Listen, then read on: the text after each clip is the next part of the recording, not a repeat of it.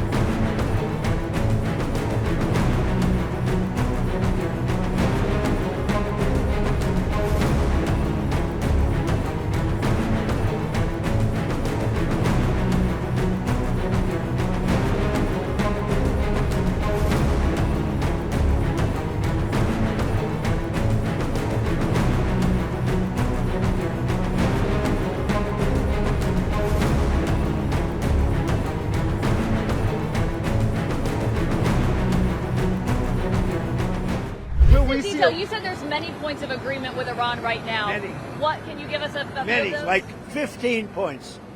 15 points. Iran has said yes. Well, they're not going to have a nuclear weapon. That's number one. That's number 1, 2, and 3. They will never have a nuclear weapon. They said yes to that? They've agreed to that. What about the Strait of Hormuz? Who's going to be in control of that? That'll be opened very soon if this works. How soon? And who's in control of it? Will Iran still be able to control the flow of oil? Be jointly controlled. By who? Maybe me. Maybe me. You want the United States to be in Me control and of the Ayatollah, whoever the Ayatollah is, whoever the next Ayatollah. Look, and there'll also be a form of a very serious form of a regime change. Now, in all fairness, everybody's been killed from the regime. They're really starting off. There's automatically a regime change. But we're dealing with some people that I find to be very reasonable, very solid. The people within know who they are. They're very respected. And maybe one of them will be exactly what we're looking for.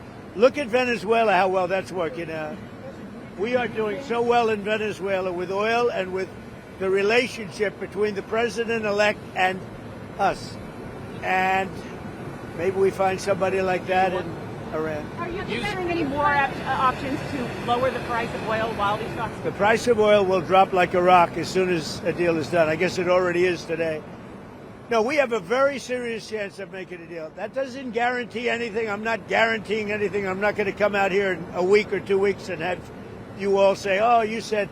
I didn't say anything. All I'm saying is we are in the throes of a real possibility of making a deal. And I think if I were a betting man, I'd bet for it. But again, I'm not guaranteeing anything. They want to make a deal very badly. Thank you. Are these direct talks for Iran? On the plane crash that happened there Terrible. last week? They made a mistake. It's a dangerous business. That's terrible. Thank you. We were going to cancel because we have a couple of events going on, as you probably noticed. So they said, oh, we'll cancel Memphis. I said, we're not canceling Memphis for anything. We're not canceling.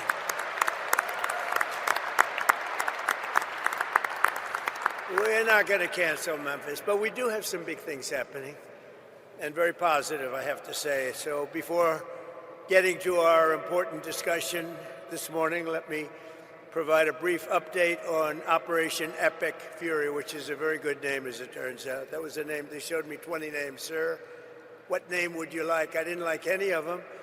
And then I get toward the end, I said, you got to be kidding. What? Operation Epic Fury. I love that name. And it's very appropriate for what's taken place, if you know, in Iran, because we knocked out their Navy, we knocked out their Air Force, we knocked out their anti-aircraft, we knocked out everything. And we did it with fury, actually. As I announced earlier, based on preliminary conversations between the United States and Iran over the past 2 days, I've directed the Department of War to temporarily postpone planned strikes against major energy and electricity targets in Iran. They have very, very big, new, actually, and very expensive, billions of dollars it costs to build them. One missile, one of our powerful ones, and it comes down to the ground like it was made out of dust. But to determine whether a broader agreement can be reached, we've had very good discussions, very, very good discussions. And you have to understand, I know my whole life has been a negotiation, but with Iran, we've been negotiating for a long time. And this time, they mean business. And it's only because of the great job that our military did is the reason they mean business. They want to settle, and we're going to get it done, I hope. So hopefully this will be possible, but no matter what, we'll ensure that Iran never obtains a nuclear weapon. They can't have a nuclear weapon.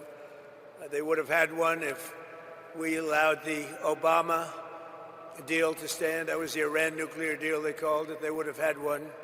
Marcia 3. Well, I tell you what, Martha, we would have nuclear weapons up there when, would you say, 2 years ago, 3 years ago, or 4 years ago? We would have been in a position that nobody wants to be in. We won't allow ourselves to be in that position. Over the past 3 weeks, the United States military and our partners have been decimating Iran's military capabilities with overwhelming firepower, skill, lethality, and force, and we're destroying their ballistic missiles and drones programs with launchers down by more than 90%. We're hitting their launches at a level that nobody even thought of before, 90%. They can't launch them, and they don't have very many of them, because most of them have been annihilated. But we've annihilated their defense industrial base, eliminating their Navy. We had 158 ships are down. I said to my people, why didn't you capture the ship? I said, were they good or not? They said, they were great, sir. So why didn't you capture it? We could have used them. They said, it's more fun to put them at the bottom of the sea. But they're not there anymore. So we eliminated their Navy, Pete, right? And that's gone. We eliminated their Air Force. We eliminated all of their air defense, everything. We eliminated everything there is to eliminate, and we eliminated them. We eliminated their leaders. We had the first set of leaders. They're gone. Then they met, 88 people met. And it's sad. I mean, it's sad they couldn't have made a deal. We could have made a deal with them a long time ago. Then the second set, 88 people met to pick a new leader, and they're now extinguished. And then they're meeting again, but now nobody wants to be the leader. It's one of the few political jobs that nobody wants anywhere in the world. Nobody wants it. It's a very dangerous job. My job is dangerous too, but their job is worse. In other words, we're systematically dismantling the regime's ability to threaten America. They're not threatening us anymore. As Commander-in-Chief, it's my sacred responsibility to protect our country from all threats. For decades, Iran refused every opportunity to renounce its nuclear ambitions, and in recent months, its own negotiators bragged to our representatives about having enough material to make nuclear weapons. And that was supposed to deter me, but it didn't deter. It made me more anxious, and it just made it much more important. This mission that we're all on together was much more important, and we did it quicker. Iran's missile capabilities were also growing so fast that it would soon have become virtually impossible to stop them. Once they have a missile, once they have what they were building was incredible. And you got a little glimpse of it by the fact that when they came out, they started shooting all of their neighbors. Their neighbors weren't fighting with them. They were getting along okay with their neighbors. And I was surprised. Everybody was surprised. And it actually worked in reverse because their neighbors then turned against them. Now Iran has one more opportunity to end its threats to America and our allies, and we hope they take it. Either way, America and the entire world will soon be much safer and will be a much more secure planet. In addition to all of this, we're working on so many different things. You know, our economy was fantastic. We had a Dow at 50,000. They say it couldn't happen in 4 years. It wouldn't happen during my term. But if I got anywhere close, it would be a great success. Well, in my first year, we hit 50,000.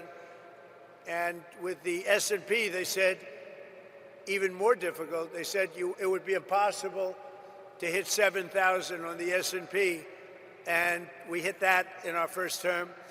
And then, unfortunately, I called Pete, I called General Kane, I called a lot of our great people. We have great people, and I said, let's talk. We got a problem in the Middle East. We have a country known as Iran that for 47 years has been just a purveyor of terror, and they're very close to having a nuclear weapon. We can keep going and get that 50,000 up to 55 and 60, there's no end. Or we can take a stop and make a little journey into the Middle East and eliminate a big problem.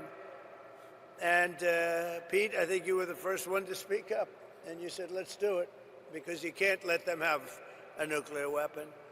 So we are now having really good discussions. They started last night, a little bit, the night before that. And I think they're very good. They want peace. They've agreed they will not have a nuclear weapon, et cetera, et cetera. But we'll see. You have to get it done. But I would say there's a very good chance. And it began when I said that we were planning tomorrow on shooting down some of their power plants, and we're going to hold that up. Hopefully we won't have to do it.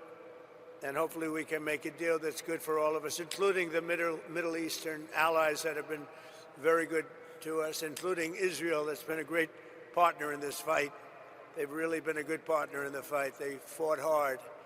But we'll see what happens. I think there's a very good chance we're going to end up in a deal. And so we're giving it 5 days, and then we're going to see where that takes us. And I would say at the end of this period, I think it could very well end up being a very good deal for everybody, as good as if we went all the way and just literally annihilated the place, which